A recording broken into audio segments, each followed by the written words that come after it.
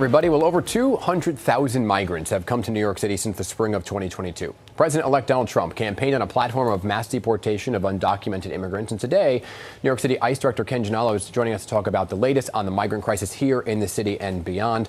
Mr. Gianello, great to have you here. Welcome thanks back. for having me. Thanks. So there was an article in the Post over the weekend, and I want to talk about it because you described to the New York Post saying it would, quote, take a lifetime to deport all the migrant criminals from New York City.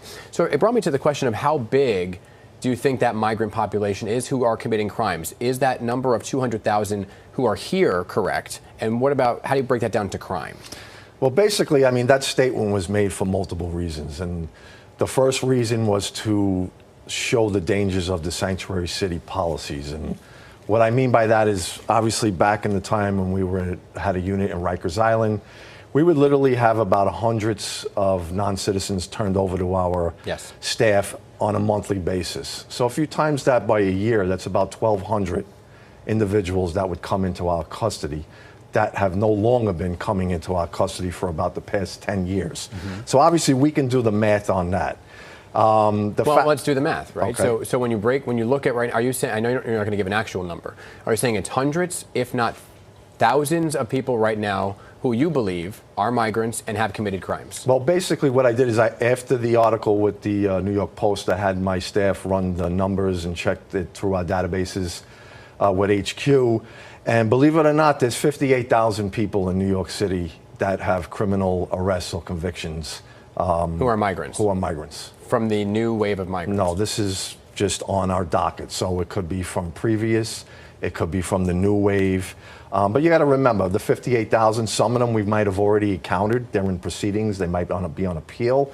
But it doesn't take into effect those that have the gotaways that have been in the country that we don't know about. So Right. So everyone wants to talk about immigration these days, right? Feels like we can't get away from it. It's definitely a hot topic. It is. And we're going to dive deep today into this recent article from the NY Post. And it's pretty shocking stuff. Oh, yeah. Yeah, it came to over 58,000 illegal immigrants in New York City alone that have criminal records or pending charges. Wow. I know, 58,000, that's a lot of people. Yeah. So to help us really unpack this and kind of make sense of it all, we have an expert in immigration policy and law enforcement joining us today. Happy to be here. Welcome to the Deep Dive. Thanks for having me. So let's jump right in. This number, 58,000. That's not just some made-up number, is it? They're getting this from somewhere. Right. They're citing data from ICE. ICE, yeah. U.S. Immigration and Customs Enforcement. And their data shows that of the estimated 759,218 illegal immigrants in New York City, 7.7% of them have some kind of criminal history. So this is like 1 in 13, basically. Yeah, basically. And it really brings up this whole issue of public safety. For sure. And that's something this article focuses on, especially with the story of Laken Riley. Oh, right. This nursing student who was tragically murdered. And the person who they suspect did it was an illegal immigrant who had actually been in New York City custody at one point, but was released. And a lot of people are pointing to this case as like a perfect example of why sanctuary city policies are a problem. Yeah, it's definitely become a focal point in that whole debate. So can you explain a little bit about what exactly sanctuary city policies are? I feel like people throw that term around, but a lot of people don't really know what it means. Yeah, so basically they limit the cooperation between local law enforcement and ICE. So the police in New York City can't really talk to ICE or work with them in any way. It's not that they can't at all, but it's limited. Yep. The idea behind it is to build trust between immigrant communities and law enforcement. So undocumented immigrants feel safe, reporting crimes and stuff without being afraid that they're going to get deported. That makes sense. But then the flip side is that critics say that it creates the safe haven for criminals because then it makes it really hard to deport people who are a danger to the public. Yeah, that's the argument we see a lot. And the article quotes Rep. Nicole Malliotakis, who's been very outspoken about this. And she basically says that these policies are harboring gang members, drug traffickers, and other criminals. Right, and she's representing a viewpoint that you see a lot, which is that we need to focus on border security and stricter immigration enforcement. Yeah, and they're saying that sanctuary city policies are putting citizens at risk because they're making it harder to get rid of these criminals. Exactly, and they believe that undocumented immigrants, and especially ones with criminal backgrounds, are contributing to higher crime rates. So it's not just a New York problem, right? What does this look like on a national scale? Yeah, so the article goes on to cite some national statistics from ICE data, and apparently there are almost 7.8 million illegal immigrants across the U.S. Wow. Yeah, and get this, 8.6% of them, that's like over 662,000 people, have criminal records or pending charges. That's a huge number. Yeah, and it kind of puts this whole thing into perspective, right? Like the head of the ICE office in New York City, Kenneth Genelo, was quoted as saying that it would take a lifetime to clear the city of criminals under the current policies. Wow, a lifetime. Yeah, so it just shows how much of a challenge ICE is facing right now. Yeah, it sounds like they're just completely overwhelmed. They have limited resources, they have all these legal constraints, and then they have to deal with all this opposition from local governments when they're trying to enforce federal immigration laws. So they're fighting an uphill battle. Definitely. And on top of all that, there's the financial side of things, which is a big concern for a lot of people. Of course. New York City has seen a huge influx of migrants, over 223,000 since spring 2022. Yeah, I've heard about that. And the article states that at least 58,000 of them are living in taxpayer-funded shelters. Wow. So that's a lot of people. And that's just the housing, right? Like when you talked about the cost of food, healthcare, and all the other social services. Right, and that all adds up to a huge financial burden on taxpayers, especially in cities like New York that are dealing with this huge influx of migrants. And this is another thing that Malliotakis is really fired up about. She's urging the city to stop using taxpayer dollars to shield criminals, she says, who are wreaking havoc on our streets. Strong words. Yeah, she's not holding back. No, she's not. And it brings up this whole other side of the debate, which is, are we prioritizing the needs of undocumented immigrants, especially those with criminal backgrounds, over the needs of taxpayers and public safety? Right, and it's a really contentious issue because there are valid arguments on both sides. It is, and I think that's what makes this whole topic so complex and difficult to talk about. For sure. But it's a conversation that we need to have. Absolutely. It's interesting how this plays out at the local level, right? Because the article mentions that Councilman Robert Holden and Minority Leader Joe Borelli, they actually tried to repeal New York City's sanctuary city laws. Really? Yeah, but it didn't work. They got blocked. So they couldn't get rid of them? Nope. It just goes to show, how much support there is for these policies, even with all these concerns about public safety and the financial strain it's putting on taxpayers. It seems like everyone's got such strong opinions about it one way or another. Yeah, it's like a tug of war, right? Yeah. You got those who want stricter immigration control, and then you have the people advocating for, more lenient policies. So where does Mayor Adams stand on all this? Well, he's in kind of a tricky spot. How so? Well, he's called for changes to the sanctuary city laws. Like, he wants to be able to deport migrants who are suspected of serious crimes. Okay.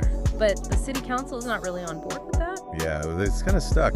Yeah, it's a tough spot to be in. It shows you how complicated this whole thing is. Definitely. So how did New York City even become a sanctuary city in the first place? Well, the article talks a little bit about this, and basically these policies really started to evolve under Mayor de Blasio. De Blasio, okay. Yeah. He really limited the cooperation between the NYPD and ICE. So he was like all in on the sanctuary city thing. Pretty much his whole idea was that, if you create a safe space for undocumented immigrants, they'll be more likely to report crimes because they won't be afraid of getting deported, and then that'll make the city safer for everyone. Makes sense in theory. Right. But then you look at what's happening now with all these statistics about migrant crime, and it makes you wonder, did that really work out the way he planned? Yeah. It's definitely adding fuel to the fire. Oh, for sure. Critics are saying that, maybe de Blasio's heart was in the right place. But the reality is that these policies have actually made things worse. Like they've made the city less safe. Right. And they're saying it's putting an unfair burden on taxpayers, too. So it's this whole balancing act, right? Like, how do you balance compassion with security? Exactly. That's the million-dollar question. No easy answers. Not at all. But some people argue that if we enforce the immigration laws, we already have, tighten up border security and make it easier for people to immigrate legally. That could help. So basically make it harder to come here illegally and easier to come here legally. Right. The idea is that if you make it harder to get in illegally, then you'll have fewer undocumented immigrants and fewer problems with crime. Okay, I can see that. But even those solutions, they come with their own set of problems. Like what? Well, first of all, strengthening border security is super expensive. Yeah, that's true. And then streamlining the legal immigration process, that's way easier said than done. Oh yeah, I'm sure that's a bureaucratic nightmare. Total nightmare. And then you also have to consider that focusing only on enforcement, that ignores the reasons why people are coming here illegally in the first place. Right, they're fleeing violence or poverty, or they're looking for a better life for their families. Exactly. And so some people argue that we need to address those root causes, and make sure the immigration process is fair and humane. It sounds like there's no one-size-fits-all solution. Definitely not. It's way more complicated than that. And it's easy to get caught up in the statistics and the politics of it all. Oh, for sure. But it's important to remember that this is about real people, Like Lake and Riley. Exactly. Her case is a tragic reminder that these policies have real-world consequences, and that we need to find a way to balance compassion for immigrants with the safety and security of everyone. Absolutely. And we can't forget about the impact on communities, especially when it comes to the financial burden that all of this is placing on taxpayers. Yeah, the article really highlights that, all the costs associated with housing, feeding, providing health care to all these migrants. It's a lot of money, and it's understandable that taxpayers are feeling frustrated. It's like they're being asked to pay for a problem that they didn't create. Right, and it's especially frustrating when you consider that a lot of these migrants are here illegally. So it raises questions about fairness and whether people who broke the law to get here should be entitled to taxpayer-funded benefits. Exactly, and that's a really tough question to answer. So where do we go from here? Well, I think the first step is to start talking about it more honestly and openly. Like have an actual conversation about it. Yeah, we need to acknowledge that taxpayers have legitimate concerns, but we also need to recognize the contributions that immigrants make to our society. So find some common ground. Exactly, and figure out solutions that work for everyone. Solutions that prioritize both the needs of our citizens and the humane treatment of immigrants. Yeah, it feels like we're trying to solve this giant puzzle with like half the pieces missing. And, we can't just ignore it. This article from the NY Post really shines a light on how these policies are playing out in the real world, especially in New York City, and how it's affecting taxpayers. It's true that financial strain is a huge part of this. It is, and the article mentions that Mayor Adams is trying to push for changes to those sanctuary city laws. Yeah, he wants to be able to deport migrants who commit serious crimes. Right, but he's hitting a wall with the city council. Yeah, he's getting a lot of pushback. It's like this constant back and forth, one side saying that any cooperation with ICE is like a betrayal of the whole sanctuary city idea, and the other side feeling like their safety and their money are being ignored. It's a tough spot to be in, for sure. It really is. So what's the argument for sanctuary cities? Like, what are people saying in support of them? Well, the main thing is that it builds trust between the immigrant communities and law enforcement. So they feel safer reporting crimes? Right, and the thinking is that if they're not afraid to report crimes, then the city will actually be safer for everyone. Okay, so that's the theory. Right, and some studies even show that crime rates in sanctuary cities are actually no higher than in non-sanctuary cities. Interesting, but then you have people like Rep. Maliotakis who are saying that these policies are actually protecting criminals and putting people in danger. Yeah, and she's not alone. A lot of people feel that way. And the article quotes her saying that New York City is using taxpayer dollars to shield criminals who are wreaking havoc on our streets. Right, and that quote really gets to the heart of a lot of people's frustration, They're saying, hey, I'm paying for this and it's not making my city safer. Exactly, and they're feeling like their concerns are being ignored. So how do we even begin to move forward? Is there any way to bridge this gap between those two sides? Well, it's going to take a lot of compromise, that's for sure. Yeah, I don't see an easy solution here. Me neither, but some people are talking about a more nuanced approach to sanctuary cities. What does that mean? Like maybe instead of having this blanket policy, we have a system where we cooperate with ICE, but only in certain cases. Like if someone commits a really serious crime. Exactly, then we hand them over, but if it's something minor, then maybe not. So kind of a tiered system? Yeah, something like that, where the severity of the crime dictates how we respond. It sounds like a good starting point, at least. Right. It could potentially address both sides of the issue. Yeah. You're still providing some level of protection for undocumented immigrants, but you're also not letting dangerous criminals just roam free. Right. And we're taking the concerns of taxpayers seriously. Exactly. Because let's be real, that financial aspect is a big part of this conversation. Oh, it's huge. This article really lays out how much money all of this is costing. Taxpayers, housing, food, healthcare, all of it. And that's money that could be going to other things, schools, infrastructure, public safety. Right. So we need to be having an open and honest conversation about how to manage these costs. Absolutely. And make sure that the money is being used wisely. Okay, so after all this, after taking this deep dive into this issue, what's the takeaway for our listeners? Well, I think the most important thing is to stay informed, read articles from different sources, listen to podcasts like this one, and talk to people who have different opinions. Don't just stay in your own echo chamber. Exactly. And don't be afraid to challenge your own assumptions and biases.